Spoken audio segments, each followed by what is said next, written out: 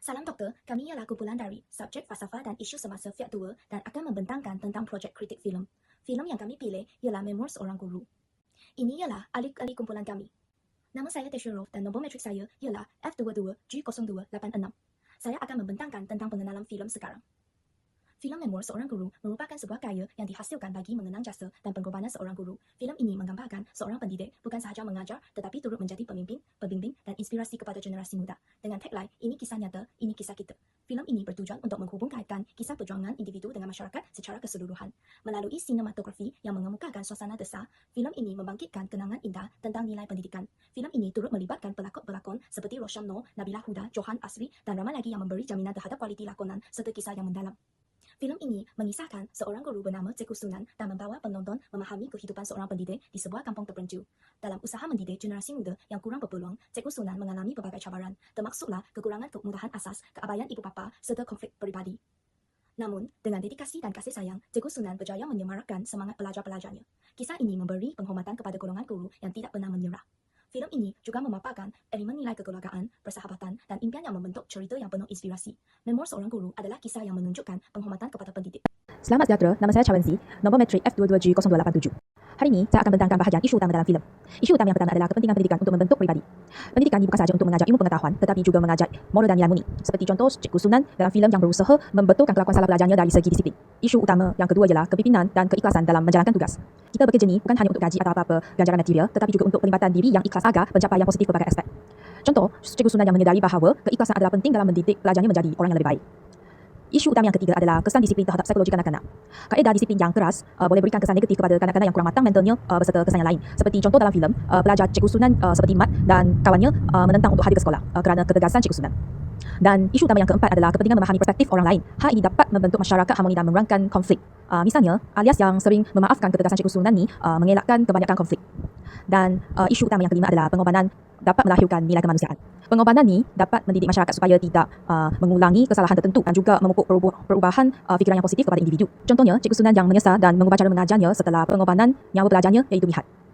Isu utama yang akhir sekali adalah keinsafan dan refleksi sebagai proses pembentukan diri. Proses ini penting untuk mengelakkan kesilapan lalu dan dapat memperbagi kekurangan diri. Contohnya Cikgu Sunan yang sering merenungi kesilapannya untuk menjadi seorang guru yang lebih baik. Sekian daripada hajian saya, terima kasih.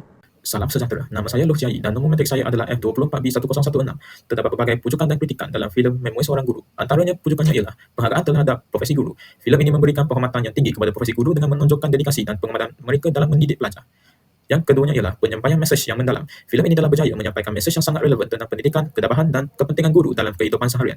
Mesej-mesej ini sangat penting, terutamanya dalam masyarakat yang kadang-kadang kurang menghargai perjuangan guru.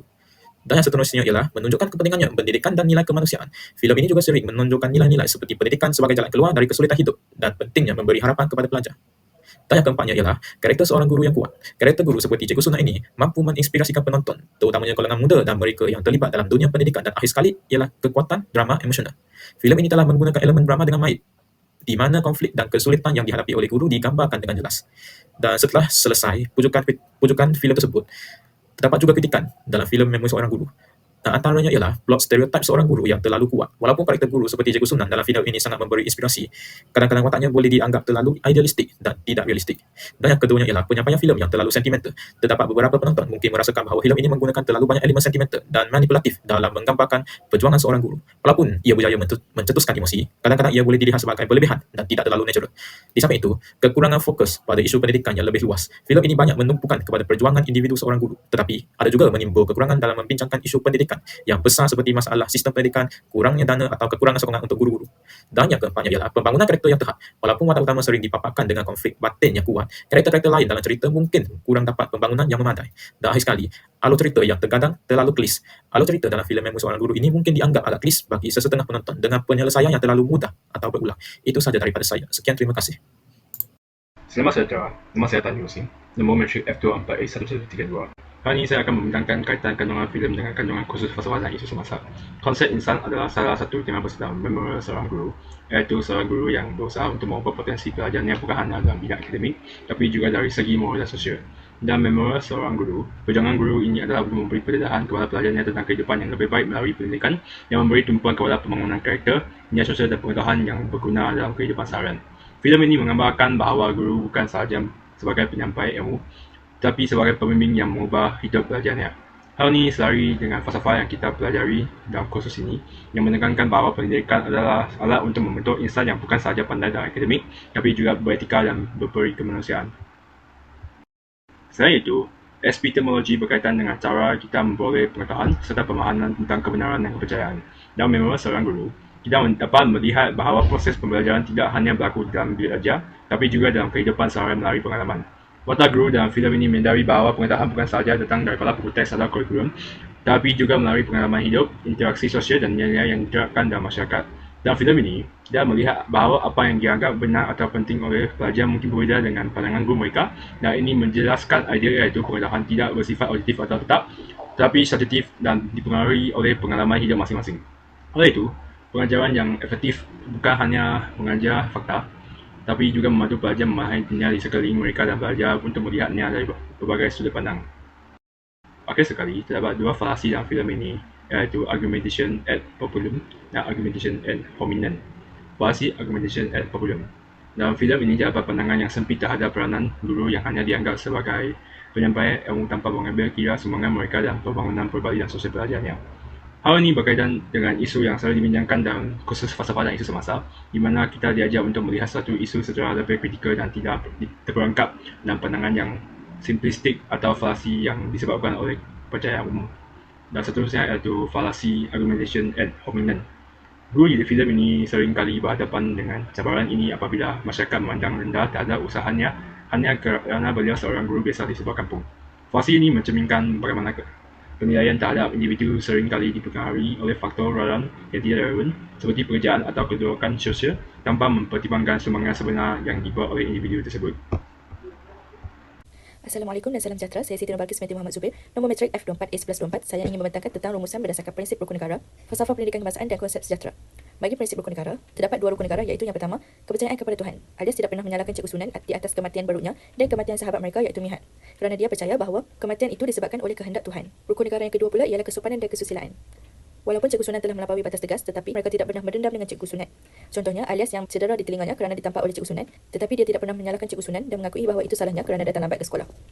Yang kedua, bagi rumusan berdasarkan falsafah pendidikan kebangsaan, watak utama dalam filem ini adalah seorang guru yang menentukan asas jasmani, emosi, rohani dan intelek.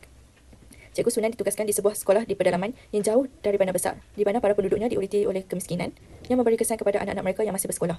Lama kelamaan, Cikgu Sunan mula mengerti arti tanggungjawab seorang pendidik yang sebenar dan tidak mengajar untuk gaji sahaja. Cikgu Sunan juga mula rapat dengan Mihat setelah mengetahui Mihat merupakan seorang insan yang kurang kasih sayang seorang bapa. Yang terakhir, rumusan berdasarkan konsep sejahtera. Filem ini dirumuskan berdasarkan dimensi kesejahteraan individu dan masyarakat yang ditunjukkan melalui naratif, watak dan konflik. Keseimbangan emosi dan spiritual adalah elemen penting dalam kehidupan seseorang individu.